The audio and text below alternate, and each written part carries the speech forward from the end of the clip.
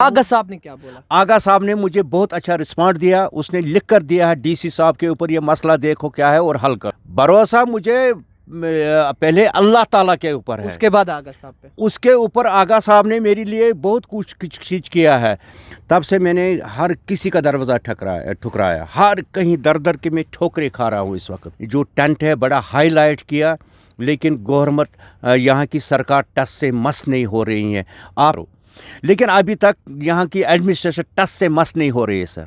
मुझे लगता है तब वो टफ से मस हो जाएगी जब इस टेंट में मुझे लगता है अपने आप को हमको खात्मा करना पड़ेगा। जो शख्स मेरे साथ इस वक्त बातचीत के लिए मौजूद है किसी तारुफ के मोहताज नहीं, गुलाम कादिर गासी, एक ऐसा शख्स जिसके पास एक ज़माने में ऐसा हाउस बोट हुआ करता था जो किसी महल से कम नहीं था, मगर साल 2023 के अंदर एक ऐसा हादिसा पेश आता है, न वो हाउस बोट किसी जगह रहता है, उसके बाद ये गुलाम कादिर गासी जो है इस टेंट में रहते हैं। सबसे पहले मुझे बताइए गासी साहब, क्या हादिसा था, किन मुश्किलातों का सामना करना पड़ा, और अब आप टेंट में ज़िंदगी गुजार रहे हैं। जब हम यहाँ पे पहुँचे हमने देखा कि यहाँ पे एक कुत्ता भी मौजूद था। सर 2023-29 मई को तेज़ हवाएं और बारिश की वजह से मेरा हाउस बोट पलट गया।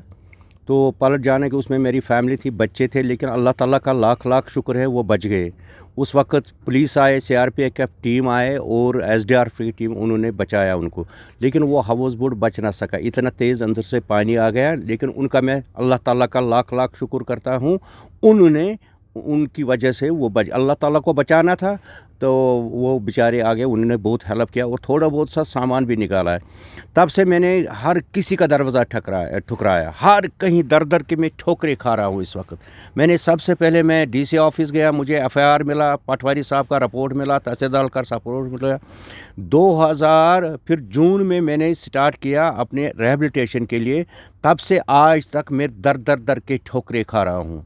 एक दरवाजे से निकलता हूँ, दूसरे दरवाजे के अंदर, दूसरे दरवाजे से निकलता हूँ, लेकिन अभी तक यानी कोई नहीं आपका सुनता है? जी कोई नहीं मेरा सुनता है। बहुत सारे, मैं सारे मीडिया वालों का शुक्रिया अदा करता हूँ जिन्होंने ये मेरा जो टेंट है बड़ा हाईलाइट किया, लेकिन गवर्नमेंट यहाँ की सरकार टस से मस नहीं हो रही है। आपने देखा होगा सर, यहाँ पे हमारे पास कुत्ते होते हैं सर, चूहे होते हैं, हम चूहों में बैठते हैं।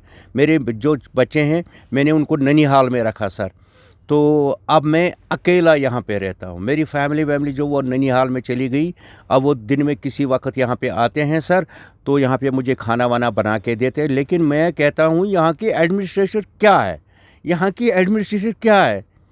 जब हम कुत्तों जानवरों को पालते हैं, आखिर हम इंसान हैं, हम जानवर, हम इंसान हैं, और हम इंसानों की तरफ कोई नहीं देख रहे हैं। इस बेचारे का क्या हाल है, ये क्यों? मैं शौक से नहीं बैठा हूँ यहाँ पे, मेरे ऊपर गुजरा वैसे ही है, और तब मैं इस टेंट में बैठा हूँ। गाजी साहब, यहाँ पे इस वक्त जम्मू कश्मीर में अपनी सरकार है जी, नेशनल कॉन्फ्रेंस के चीफ मिनिस्टर है उमर साहब।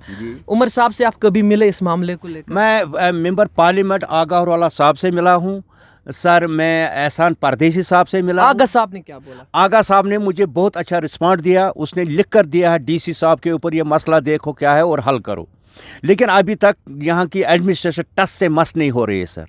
मुझे लगता है तब वो टफ से मस हो जाएगी जब इस टेंट में मुझे लगता है अपने आप को हमको खात्मा करना पड़ेगा, तब हमारी रिहेबिलिटेशन हो जाएगी हमारे मरने के बाद। मुझे ऐसा लगता है, क्योंकि हम फ्रस्ट्रेट हो चुके हैं। उमर साहब तक कोई पैगाम नहीं, मैं उमर साहब से मैंने through by media 100 bar appeal की है। उमर साहब यानी भरोसा आपको सिर्फ आगा साहब पे है? भरोसा मुझे पहले अल्लाह ताला के ऊपर है, उसके बाद आगा साहब पे। उसके ऊपर आगा साहब ने मेरे लिए बहुत कुछ खींच किया है, लेकिन एहसान परदेसी साहब को करना चाहिए। मैं उमर साहब से डायरेक्ट जाता था, लेकिन उन्होंने कहा है पहले आपको कोई भी काम होगा कंसर्न एमएलए के पास जाओ। अगर मैं कंसर्न एमएलए के पास गया हूँ, एहसान परदेसी साहब के पास, हमने वोट भी डाले हैं, हमने यहाँ पे इलेक्टेड गवर्नमेंट बनाई है, किस लिए? लोगों के मसले मसाइल हल करने के लिए। इलेक्टेड गवर्नमेंट इसलिए होती है, मेरे को कोई प्रॉब्लम है, किसी को और प्रॉब्लम है, वो कंसर्न एमएलए के पास अगर उसके थ्रू मसला हल नहीं हो जाएगा देन उसको वो चीफ मिनिस्टर साहब के पास वो मसला ले जाना है। ये एडमिनिस्ट्रेशन यहाँ की मसला हल क्यों नहीं करती है? हमें क्या, हमें कुत्ते खा रहे हैं रात को? ये कोई इंसानियत है? यहाँ की एडमिनिस्ट्रेशन कुछ नहीं, टस से मस नहीं हो रही है। अगर कहीं पे कोई कुत्ता मर जाता है उसके लिए गवर्नमेंट शोर उठाती है, ये कुत्ता क्यों मर गया? अरे हम तो इंसान हैं, इंसानों की तरफ देखो। हम भी आखिर इसी हिंदुस्तान के रहने वाले हैं, जम्मू कश्मीर के रहने वाले, हम बाहर से नहीं आए। मुझे कितने साल और दर दर के ठोकरे खाना पड़ेगा। मैं आपके माध्यम से इस सरकार को कहना चाहता हूँ, एडमिनिस्ट्रेटर को कहना चाहता हूँ, आप कदम उठाइए। हमारे लिए कोई हमें कहीं पे रिहेबिलिटेशन किया, हमें कहीं पे रिहेबिलिटेट कीजिए। अदरवाइज़ हमें अल्लाह बचाए। तो यह अल्लाह ताला को करना था, उसके ऊपर को उसके बगैर किसी को ताकत नहीं है ये जो वो करना, हादसा करना था। लेकिन उसके बाद में पहले अल्लाह की ज़ात सबसे बड़ी है, उसके बाद अल्लाह ताला ने यहाँ पे सरकार बनाई है। वो सरकार को सोचना चाहिए लोगों के बारे में, किसको क्या मसला है, किसको क्या प्रॉब्लम है।